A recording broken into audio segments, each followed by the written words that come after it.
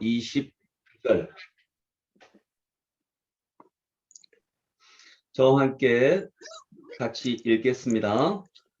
여호와께서 하늘 곧 여호와께로부터 유황과 불을 소돔과 고모라에 비같이 내리사 그 성들과 온 들과 성에 거주하는 모든 백성과 땅에 난 것을 다 엎어 멸하셨더라. 롯의 아내는 뒤를 돌아보았으므로 소돔이 되었더라. 아브라함이 그 아침에 일찍 일어나 여호와 앞에 서 있던 곳에 이르러 소돔과 고모라와 그 온 지역을 향하여 눈을 들어 연기가 옹기가마의 연기같이 치솟음을 보았더라. 하나님이 그 지역의 성을 멸하실 때, 곧 롯이 거주하는 성을 엎으실 때에 하나님이 아브라함을 생각하사 롯을 그 엎으시는 중에서 내보내셨더라. 아멘. 아멘. 우리가 많이 잘 알고 있는 소돔과 고모라 성의 이야기이고요. 마지막 멸망할 때의 이야기입니다. 여러분, 소돔과 고모라 성이 왜 망했죠? 의인 10명이요. 네, 우리가 언뜻 생각할 때는 소돔과 고모라 성이 죄악이 많아서 멸망했다 이렇게 생각할 수 있습니다. 그 말도 틀리지는 않습니다. 그 말씀이 죄악이 많아서 멸망했다라고 하는 게 틀리지는 않아요. 그런데 성경에서는 죄악이 많아서 멸망했다라는 표현보다는 의인 10명이 없어서 멸망했습니다. 그것이 더 근본적인 이유입니다. 여러분, 똑같은 이유라고 판단이 되기도 하지만 죄악이 많아서 멸망한 거하고 의인 10명이 멸망한 거하고 그건 좀 말이 다르죠.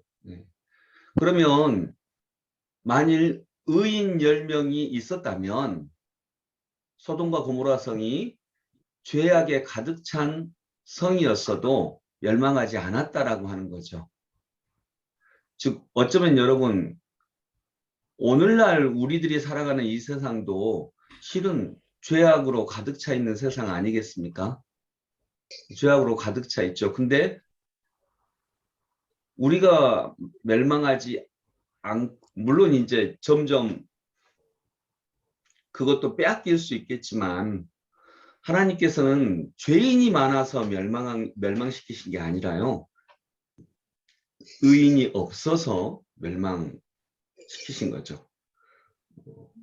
그렇다면 우리가 결국 이 세상에 죄악이 많아서 하나님께서 심판하셔서 그렇게 볼 수도 있겠지만 하나님은 의인 1명, 꼭 10명 아니라 의인 5명, 의인 1명, 1명만 있었어도 어쩌면 하나님은 그 1명 때문에 이 세상을 멸망해서 구원하실 수도 있다는 거죠. 그 5명 때문에, 그 10명 때문에. 그렇다면 여러분, 온 세상이 의인으로 가득 차기는 쉽습니까? 어렵습니까? 그건 어렵죠. 근데 온 세상에 의인 10명이 있는 것은 가능합니까? 불가능합니까? 이건 가능하죠. 예. 그러니까 그런 면에서도 보면 하나님은 확실히 소망이시고 또 우리 그리스도인들이 이 세상의 소망입니다 라고 하는 것은 정말로 맞는 이야기입니다. 왜냐하면 의인 10명이 있다면 이 세상은 망하지 않기 때문입니다. 의인 1명이 있다면 그 가정에게는 소망이 있기 때문입니다. 그 가정 모든 사람이 다 하나님을 온전하게 의지하고 정말 사랑하고 이러기는 만만치 않은 일입니다. 그러나 그 가정 안에 의로운 사람 1명만 있다면 그 가정은 소망을 이어갈 수 있는 것입니다. 그래서 죄인들이 많아서 멸망했다라고 하는 것과 의인 10명이 없어서 멸망했다라고 하는 것은 어쩌면 다른 이야기가 될 수 있다는 거죠. 여러분, 근데 또 하나 꼭 잊지 말아야 될 게 의인이 어떤 사람이에요? 소돔과 고모라에 의인 10명이 없어서 멸망했다라고 할 때 의인은 어떤 사람입니까? 하나님을 믿는 사람. 하나님을 주님 믿는 사람. 하나님을 믿는 사람, 또 네, 이것은 여러분이 꼭 기억을 하셔야 될 것 같아요. 기독교에서 말하는, 성경에서 말하는 의인은 어떤 사람일까? 아브라함 이야기에도 나오잖아요. 그가 하나님을 믿음으로 하나님께서 그를 의롭게 여기셨더라. 이 말씀처럼 의롭다라고 하는 것은 우리가 언뜻 볼 때 정의롭고 착한 사람 이렇게 생각을 합니다. 근데 정의롭고 착한 사람 이렇게 하면 거기 기준에 맞는 사람은 없습니다. 뭐 없다고 이렇게 얘기할 수는 없겠지만 정의롭고 착한 사람 드물죠. 네. 흠없는 사람 찾자면 정말 없고요. 근데 성경에서 말하는 의로운 사람은 어떤 사람이냐? 한번 따라서 해보시겠어요? 예수님과 관계 있는 사람. 예수님과 네. 하나님과 관계 있는 사람, 예수님과 관계 있는 사람이에요. 이 사람이 의인입니다. 성경에서 말하는 의인은 그런 사람이에요. 근데 동양적 관점에서 볼 때 의인하면 착하고 흠이 없는 사람, 의로운 사람 이런 사람인데 성경에서 우리는 기독교 신자니까요. 성경에서 말하는 의인은 하나님과 계속해서 관계 있는 사람이에요. 그리고 아직 아브라함처럼 아브라함이 자식이 한 명도 없을 때에 하나님께서 내가 너에게 자식을 별처럼 많게 너의 후손을 별처럼 많게 허락하겠다라고 하실 때 아브라함 입장에서는 그게 믿어져요, 안 믿어져요? 안 믿어지죠. 그게 안 믿어지죠. 하나님 어떻게 자식이 지금 한 명도 없는데 별처럼 많은 후손들을 허락하신다고 하시니까 아브라함 입장에서는 안 믿어져요. 그리고 자기가 나이가 이미 90입니다. 나이가 거의 100살이 가까웠습니다. 조건은 안 믿어집니다. 조건은 안 믿어지는데 하나님 때문에 믿는 사람, 이 사람이 의인이에요.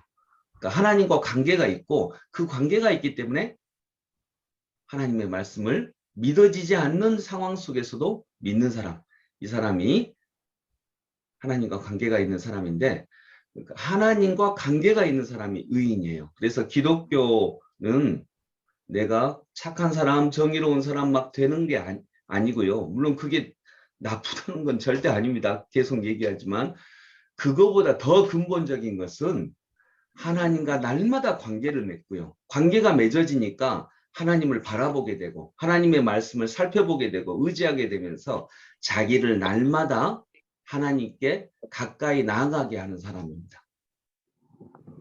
그리고 하나님과 관계를 끊지 않는 사람. 하나님의 말씀으로 나를 날마다 바라보고 살펴보는 사람. 이런 사람이 하나님과 관계 있는 사람입니다.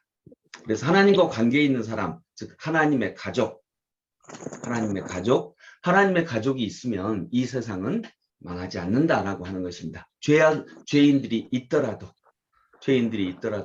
그래서 우리가 오늘 하루도 하나님과 관계 있고 하나님과의 관계가 끊어지지 않고 하나님과 관계에 있으면서 하나님을 살펴보고 그러면서 세상을 구원하는 그런 귀하고 복된 사명을 잘 감당할 수 있기를 소망합니다.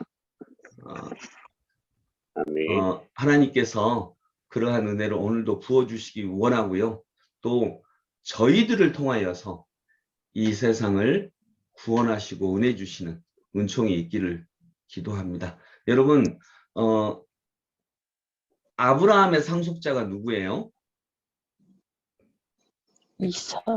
이삭이죠.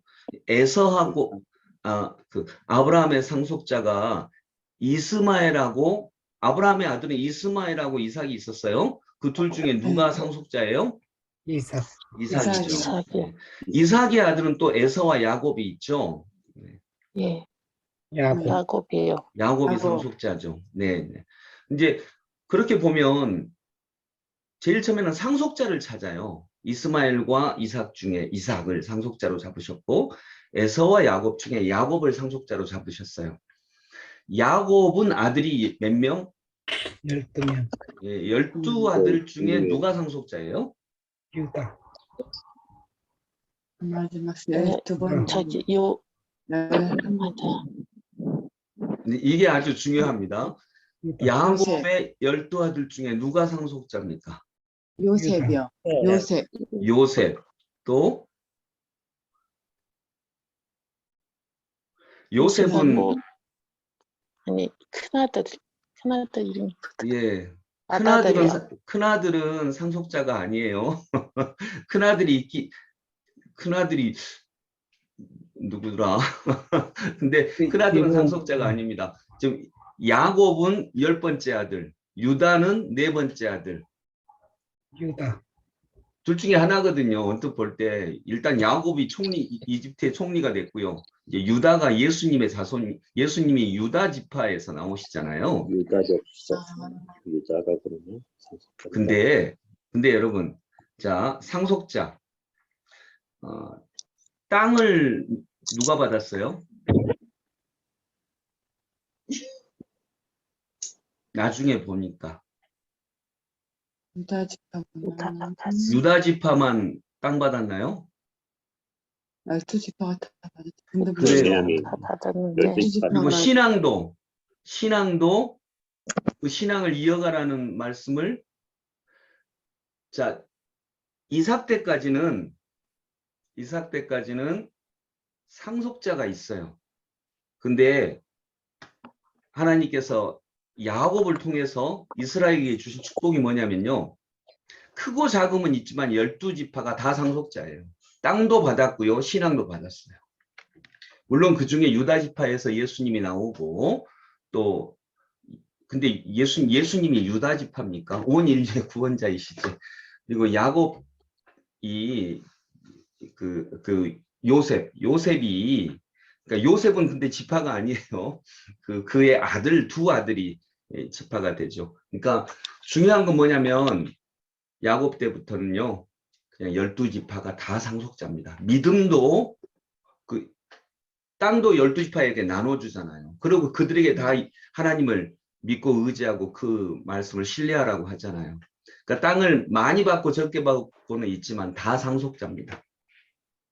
이게 또 중요합니다. 다 상속자예요. 여러분, 우리 하나님의 백성들이 숫자도 많고, 12명도 넘고, 이 중에 또 누구 한 명한테만 하나님이 복을 주셔? 아닙니다.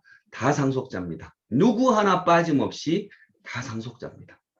그래서 우리가 크고 작음은 있을 수 있겠고, 직분의 크고 작음도 있을 수 있겠지만, 내가 있는 지역에서 내가 맡은 역할에서 우리가 다 이 하나님과 관계를 맺는 의인의 역할, 그래서 다 상속받는 그런 은혜가 있기를 원합니다. 누구 하나 빠지지 않습니다. 그것이 예수님의 은혜인 줄로 믿습니다. 야곱 때부터는 12아들이 다 상속자입니다. 그걸 꼭 잊지 않기를 소망합니다. 기도하겠습니다. 아버지 하나님, 소돔과 고모라는 우리가 익히 다 알고 있듯이 죄악이 많아서 망한 것이 아닙니다. 죄악이 많아서 망했다면 지금 우리가 살고 있는 이 세상도 바로 멸망해야 합니다. 어쩌면 우리 가정에도 죄악이 없다라고 자신 있게 말할 가정이 어디가 있겠습니까? 그런데 하나님은 말씀하십니다. 죄악이 많아서 망한 것이 아니라, 소돔과 고모라만 죄악이 많은 게 아니라 그 당시에 다른 성읍들도 다 죄악이 많았습니다. 그러나 의인 10명이 없어서 멸망했습니다. 하나님, 우리가 세상을 지키는 의인 되게 하여 주옵소서. 그런데 의인이 정의롭고 흠없고 착한 사람이라면 우리도 그 기준에 맞지 않을 가능성이 훨씬 높습니다. 그런데 의인은 하나님의 이름을 부르며 하나님과 관계가 있는 사람입니다. 하나님과 끊어진 관계를 다시 회복하기 위해서 예수 그리스도께 기도하고 그 관계를 이어가는 사람입니다. 오늘도 새벽에 나와서 우리가 기도하는 것은 하나님과의 관계를 맺고 그 하나님의 말씀 앞에 서서 그 관계를 끊이지 않기 위해서 우리가 기도하는 줄로 믿습니다. 주님, 그런 은혜를 우리에게 더하여 주시옵소서. 우리를 통하여서 세상을 구원하여 주시옵소서. 예수 그리스도의 이름으로 기도드립니다. 아멘.